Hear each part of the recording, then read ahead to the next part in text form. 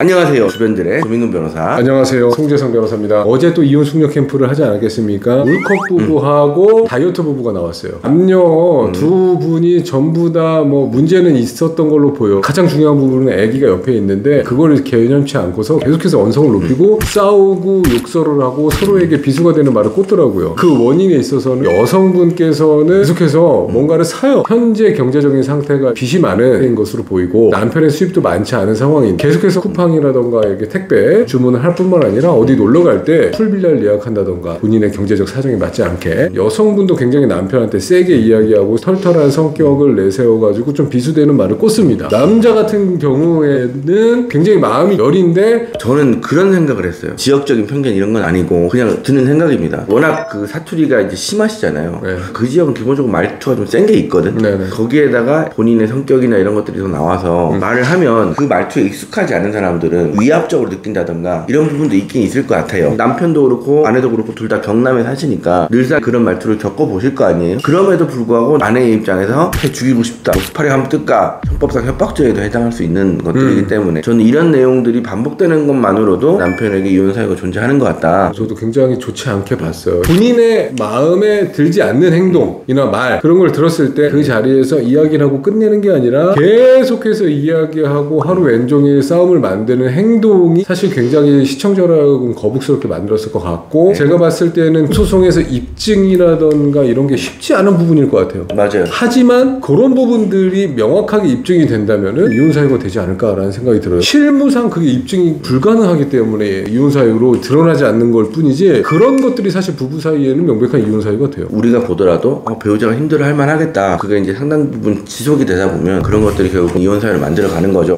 더군다나 배우자의 행동을 본인이 컨트롤하고 본인 마음대로 하려고 한다는 거는 그거는 뭐 명백한 이혼 사유예요. 예를 들면 바깥에서 지금 여성이 일을 하고 있는데 내가 돈 벌어서 줄 테니까 내줘나 해라. 뭐 자기를 키워라. 그런 뜻을 상대방에게 전달할 수 있어요. 설득력 있게 상대방이 얘기를 해서 자기 뜻이 받아들여지게 해야 되는데 내가 원하는 방이 안 오면 화를 내요. 해 죽이겠다. 이건 안 되지. 고차원적인 방식과 지식으로 상대방을 설득하면 고차원적인 방법으로 설득했는데 아니야 그래도 안 이거는 된다. 내가 맞아 이렇게 해야 되겠어라고 하면 내가 그렇게 고차원적인 방법으로 설득을 하면 상대방도 수긍을 하거나 어떤 방식인지 둘 사람 사이에 설득력이 있는 부분이 있을 거란 말이에요. 설득력 있게 얘기했음에도 불구하고 나는 일을 할 거고 내 맘대로 할 거다라고 한다면 고차원적인 방식으로 얘기를 하면 나는 내 맘대로 할 거고 내 방식대로 할 거다라는 식으로 답변이 나오지 않습니까? 나오면 어떡하냐고요. 여쭤보잖아요. 그렇게 안 나온다니까요. 세상에 다 지 맘대로 네 맘대로 되니?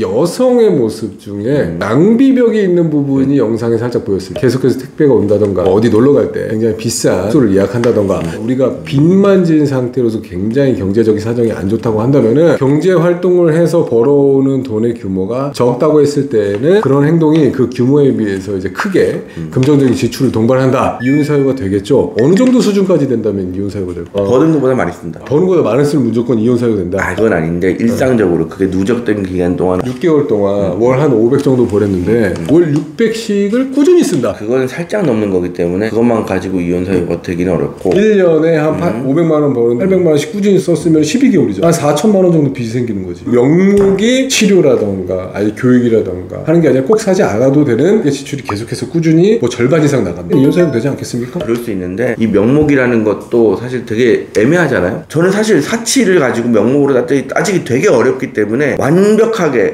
명품 뭐 이런 것들만 따져가지고 자기 월급 이상으로 무조건 쓰는 게 1년 정도는 돼야 사치로 볼 수 있다고 생각합니다. 월급의 사치품 100% 이상을 본인의 사치품은 뭐 어떤 종류가? 에르메스 가방? 에르메스 가방. 이건 사치품이라고 하지 보통. 그러면 샤넬은 아니고 샤넬도 사치품이죠. 구찌는 아니고 구찌는 그러니까 이게 웃긴 거예요. 구찌는 또 조금 쌀 수도 있기 때문에 그럴 수도 있죠. 돈 많으시네? 아니 전 다 비쌉니다. 안 비싸다는 게 아니라 윤금 변호사님께서는 이렇답니다. 수입의 한 100% 이상 정도는 1년 동안 꾸준히 써줘야지 이혼 사유가 된다. 여러분들의 생각을 댓글로 달아주시기를 바라겠습니다. 두 부부가 좀 세게 얘기하고 이런 부분 고쳐가지고 친절하게 얘기하고 이러면 좋을 것 같은데 핑크빛으로 영상을 결말지르는 거에 대해서 좀 부정적으로 보는 거는 심지어 남편이 이혼을 위해서 자료 같은 것도 수집하고 가는 모습도 보였어요. 부부가 조금 갭이 벌어진 지 너무 오래되고 이혼 이혼한 후에 다시 한번 초심으로 돌아가가지고 재개발업을 할 때 하더라도 오히려 아이 양육에 있어서는 좀 낫지 않을까라는 생각 좀 듭니다. 오늘은 윈윈이지. 앞에 다이어트 부분은 영상을 너무 짧게 봐서 오늘 촬영은 여기까지 하도록 하겠습니다. 구독과 좋아요 눌러주세요.